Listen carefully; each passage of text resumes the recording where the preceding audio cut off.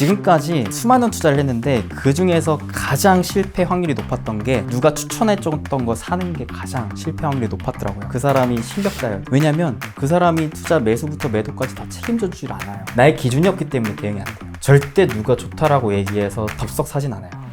2023년은 어찌 보면 2차 전지의 해였다라고 해도 과언이 아니었을 것 같아요. 에코프로 이렇게 기억에 많이 남거든요. 네, 워낙 파급력이 있었죠. 그러니까요. 네. 혹시 2024년은 어떤 해가 펼쳐질 거라고 보세요? 질풍노도의 한 해가 되지 않을까 싶네요. 어떻게 튈지 모르는 장세인 것 같아요. 불확실성이 좀 큰가요?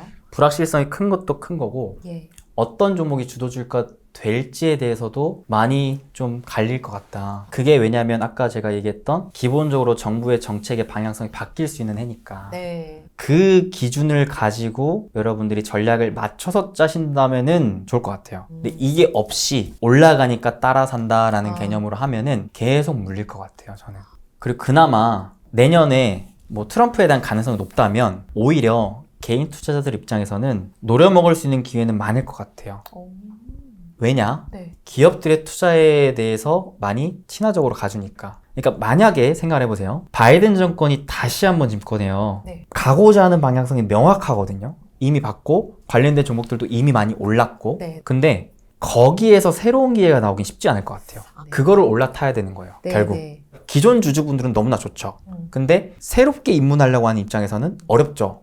누가 봐도 저거 같은데 너무 올라왔는데 근데 정권이 바뀌면 또 그 새로워지는 질서 안에서의 새로운 기회들이 나올 수 있겠다. 굳이 근데 이게 아니더라도 새로운 기회들은 계속 많이 나올 것 같아요. 왜냐하면 지금은 이미 달라진 새로운 시대이기 때문에 그래요. 기본적으로 50년 만에 나타난 탈세계화이기도 하고 4차 산업혁명 시대이기도 하고 네. 에너지 혁신 시대이기도 해서 우리가 살면서 보지 못했던 새로운 것들이 막 탄생하는 상황이거든요. 네. AI도 그렇고 2차전지도 그렇고 여러 가지. 저는 이런 말을 또 드리고 싶어요. 우리나라는 저성장 국면이 장기화가 될 것 같아요. 이 말이 뭐냐면 네. 대다수의 종목들에 투자를 하면 물가 상승률 내지는 금리보다도 기대할 수 있는 수익이 낮기 때문에 투자를 안 하는 이만 못하다. 그래서 아마 기준점이 없고 웬만한 종목들 그냥 싸다고 잡아 놓으신 분들은 장기적으로 힘들 것 같아요. 왜냐면 국가의 규모가 커져야 다 같이 동반 성장하는데 그게 아니거든요. 다 같이 힘든 국면이 이어질 것 같아요. 근데 여기서 중요한 건 뭐냐면 다른 애들 다 말라붙어 있을 때 유난히 새롭게 치고 올라오는 애들, 그러니까 두더지 잡기 하는 거죠. 빼꼼 올라오는 애들을 좀 보실 필요가 있다. 새로운 구조적 성장, 네. 산업들 이런 것들을 좀 볼 필요가 있다라는 거죠. 네. 왜? 이미 그런 것들이 많이 나오고 있잖아요. 네. 다른 애들이 말라붙어 있는 만큼 이런 애들이 더 부각받을 거거든요. 왜냐면 누가 봐도 투자를 할 게 없는 거예요. 네. 살 게 없어. 싸다고 사는 게 아니잖아요. 주식은 결국 올라갈 걸 사는 건데 그렇죠. 올라갈 게 없네? 그냥 내 자산 그대로 지키는 게 다야? 지키지도 못하는데? 굳이 큰 손들 입장에서 투자할 게 없는데 얘는 다르구나. 그쪽으로 오히려 더 자산이 몰릴 수 있다는 거죠. 쏠리는. 그래서 종목 쏠림 현상이 더 강해질 수 있을 만한 한 해가 내년이 또 될 것 같다는 생각이 들어요. 사실 골드만삭스가 내년에 우리 2,800 갈 것 같다 뭐 이런 이야기 하길래 내년 전망 좋게 해보실 줄 알았어요. 내년에 경제 성장률 뭐 2.3% 우리 갈 수도 있다. 그 기준은 물가 안정화와 함께 금리 안정화가 경제 뒷받침 하에 나와야 가능한 얘기인데 쉽지는 않을 것 같다라는 생각을 해요. 그 안에서 이제 옥석 가리기를 잘 하는 게 가장 네. 중요하다. 네네. 정리해보자면 여기에는 이제 반도체도 있고 AI도 있고 혹시 로봇도 거기에 대표 주자가 되는지 추가 질문을 좀 드려보고 싶거든요. 이제 11월 말 녹화일 기준으로 봤을 때 두산 로보틱스의 기세가 심상치가 않아요. 상장 이후에 최고가 다시 한번 돌파하는 모습을 보여주고 있거든요. 대세 상승주 될까요, 로봇주? 솔직히 말해서 작년부터 계속 이제는 구조적인 성장주다라고 얘기를 많이 했어요. 저는 여전히 좋게 봐요. 물론 로봇주 중에서도 이제는 더 선별할 필요가 있다. 왜냐면 크게 두 가지로 분류할 수 있어요. 네. 산업용 로봇과 개인 서비스용 로봇인데 산업용 로봇은 쉽게 말해서 공장에 그냥 들어가는 거예요. 요 그냥 인간의 팔의 역할을 한다고 보시면 돼요. 왔다 갔다 단순 반복 작업하는 네네. 거죠. 이 서비스용 로봇은 로봇이 눈이 생기고 뇌가 생기네요. 자체적으로 주변을 인지할 수 있고 판단할 수 있어요. 그래서 공장에도 들어가는 게 있어요. 어떤 걸 물류 로봇 같은 거. 알아서 막 경로 찾아서 왔다 갔다 이동시켜주는 거요. 네네.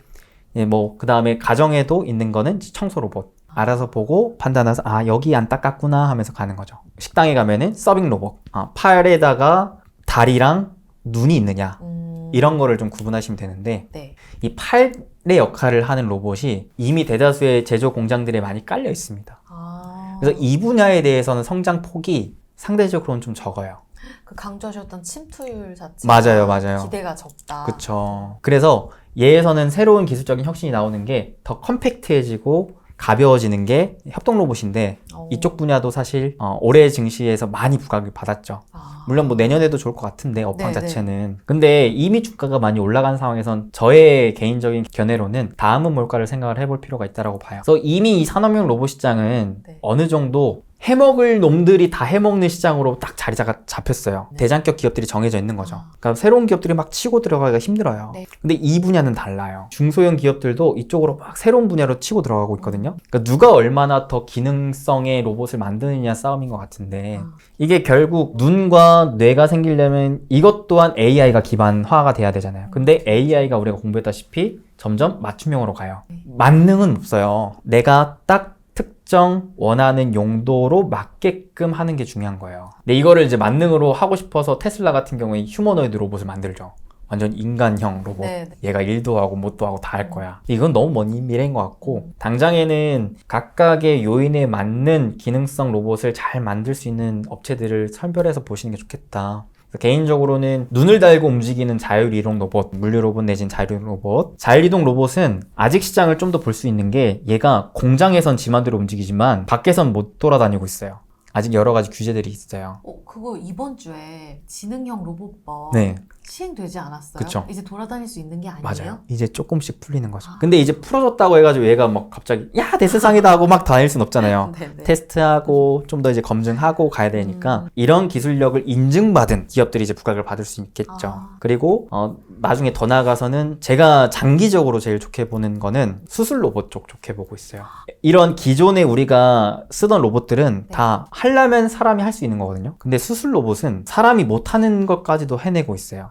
제가 그 수술용 로봇으로 수술을 받아봤거든요. 진짜요? 의사 선생님들이 이제 다 그것을 쓰는데 물론 조종은 의사 선생님들께서 해주시지만 수술 부위에 상처가 커지는 것을 최소화하면서 정교하게 할 수 있다 이야기를 하시더라고요. 그래서 제가 그 경험을 해본 사람이에요. 이건 대체가 안 된다는 거죠, 사람으로. 대체가 하기 어렵고 심지어 그게 너무나 정교해야 되잖아요. 이거는 진짜 기술적으로 집약체다. 그래서 이제 다빈치를 만든 인투에이티브 서지컬이라는 기업이 글로벌 대장주로 자리 잡고 있어요. 근데 그 다빈치가 어떤 수술을 하냐면 대표적으로 복강경 수술을 해요. 지금까지는 수술 로봇 시장에서는 많이 점유를 했단 말이에요. 앞으로 뭘 더 봐야 되냐면 인공관절, 이게 뇌 수술 같은 거 있죠. 이런 게 훨씬 더 민감할 거 아니에요. 이게 더 정밀해져야 되고 이 분야가 진입장벽이 더 높아요. 근데 긍정적이게 우리나라 기업 중에 이걸 하는 기업이 있어요. 납품까지 하는 기업도 있어요. 심지어는 미국 쪽으로의 또 FDA 승인도 받은 기업이 있어요. 어디예요? 큐렉소라는 기업이 있어요. 그 기업이 이미 올해 굉장히 주가 좋았었죠. 맞아요. 일단 로봇이 다 가니까 나도 가야지 라는 느낌도 있었는데 약간 얘는 다른 게 뭐냐면 올해가 원년이었거든요. 어떤 원년이었냐면 기존 사업부 대비 로봇 매출의 비중이 절반 이상 달하는 원년이었어요. 그러니까 이 기업의 체질이 바뀐 거예요. 그러니까 원래 다른 애는 하던 애인데 이쪽 분야를 좋게 본 거죠. 이쪽 분야를 막 밀어붙여야겠다 하는데 매출이 좀 뜨문뜨문하다가 올해부터 이제 본격적으로 매출이 나기 시작한 거죠. 진짜 찐 로봇주가 된 올해였다. 근데 아직 인공 관절 로봇, 이런 신경치료 이런 로봇은 아직까지는 시장의 침투가 높진 않아요. 좀 넥스트 스텝이라고 하셨으니까. 그렇죠. 이제 진짜 장기적으로 보는 거죠. 로봇 안에서도 종목 선별이 또 중요해지는 한 해가 되겠네요. 맞아요. 대표님이 갖고 있는 투자 철학이 진짜 확고하구나라는 생각을 했어요. 대표님이 생각하시는 대표님의 주식 철학, 그 기준 뭐라고 보시는지요? 일단 주식이 너무 좋아요. 공부하는 과정이 너무 행복하고 어떤 주식시장에서든 돈을 벌고 싶어하는 욕심이 있어요. 그래서 뭐 상승장이건 횡보장이건 하락장이건 돈 벌고 싶어하는 욕심이 있기 때문에 저는 그때그때마다 전략이 다 있는 편이에요. 새로운 장세가 나오면 오히려 전 더 반가워요. 왜냐면 그거는 특히나 누구든 보지 못했던 장세일 것이기 때문에 저는 뭘 좋아하냐면 그 시장을 이해하는 걸 좋아해요. 주식은 분명 정답이 없기 때문에 그리고 또 사람이 하는 것이기 때문에 사람도 그때그때마다 다 다르듯 주식시장도 참 생명이 불어넣어져 있다시피 뭔가 그때그때마다 막 다른 흐름을 타거든요. 정말 오랫도록 살아남고 돈을 많이 버시는 분들의 공통점이 크게 두 개가 있는데, 하나는 그냥 나만의 칼을 계속 갈고 닦는 분들이 있어요. 나만의 무기가 확고하고 그냥 이 무기가 통할 때만 휘두르시는 분들, 그런 분들 아니면 저처럼 그냥 그때그때마다 맞춰가는 거예요. 아, 이 시장은 이렇게, 아, 지금은 이거구나. 그러니까 이거에 대한 큰 틀은 사실상 돈의 흐름에서 전 나온다고 봐요. 그래서 그때그때 돈의 흐름을 빠르게 좀 캐치하려고 노력을 하는 편이고, 그래서 매일마다 공부와 분석을 게을리 할 수가 없어요. 조금만 게을리했다면 이미 시장은 저만큼 달아나 버리더라고요. 근데 한편으로는 그래서 좀 버겁기도 하고 지치기도 한데, 한편으로는 그래서 재밌어요. 진짜 진심이시네요. 네, 진짜. 이 재밌지 않으면 이렇게 못해요. 그리고 또 공부를 했기에 재미를 느끼시는 걸 테고. 그쵸. 그래서 저는 많은 분들이 이런 재미를 느끼셨으면 좋겠어요. 그러니까 정답이 없는 주식시장에서 나만의 해답을 찾아서 이겨보는 거. 엄청난 성취감이 있거든요. 그러면 그 재미를 느끼는 그 계기는 내가 공부를 했는데 이게 들어맞았어요. 그거예요. 그래서 수익으로 갔어요. 네. 이때예요? 그게 제일 커요. 그 동안이 얼마나 걸리셨어요? 저는 사실 그렇게 오래 걸리진 않았어요. 왜냐면 저는 돌아가질 않았거든요. 저는 첫 시작부터 좀 FM대로 갔어요. 처음부터 한 푼도 잃고 싶지 않아가지고. 워낙 신중해요. 네. 새로운 무언가를 할 때 진짜 확신이 없으면 잘 안 해요.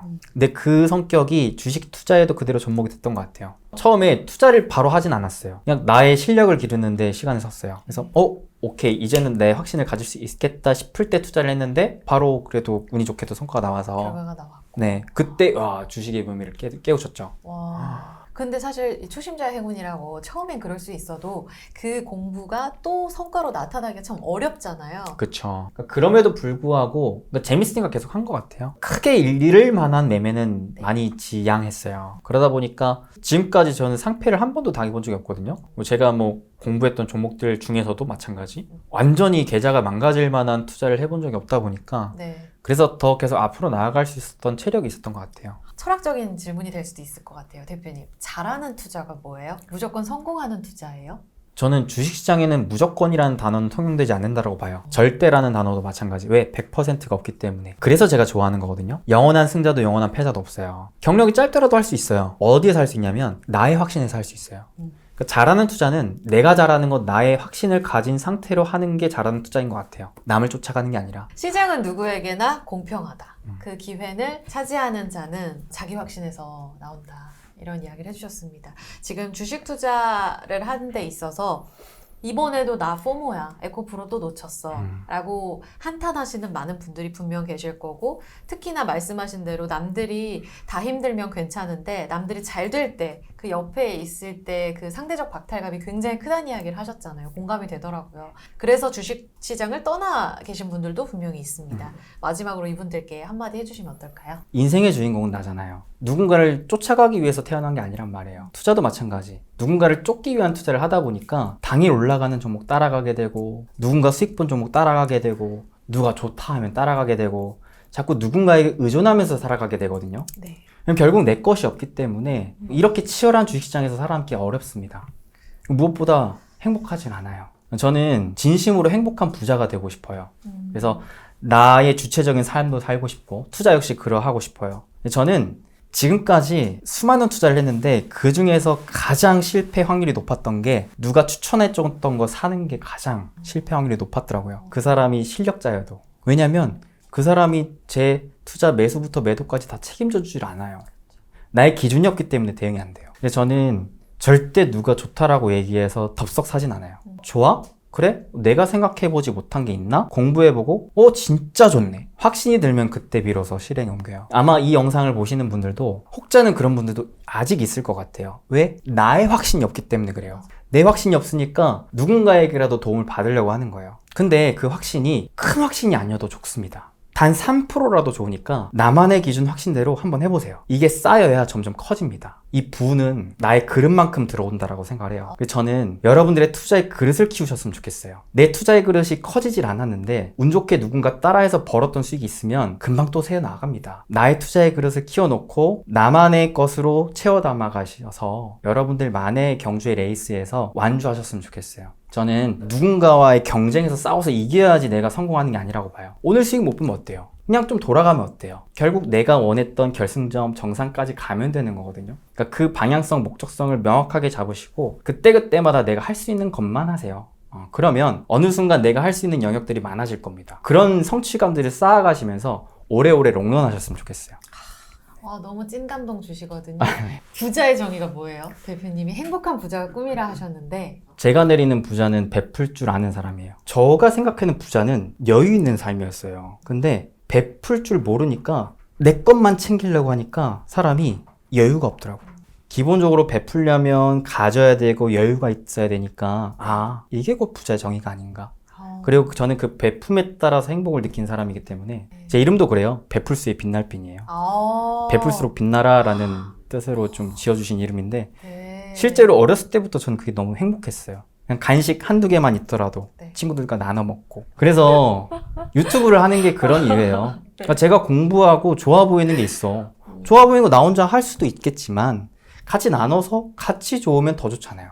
물론 100% 정답이 없기 때문에 저도 욕을 많이 먹어요. 헐뜯음도 당합니다. 하지만 그보다도 이 행복감이 더 크기 때문에 끊지 못하는 거예요. 감사합니다. 도움받았습니다. 그 말 한마디가 얼마나 행복합니까? 네.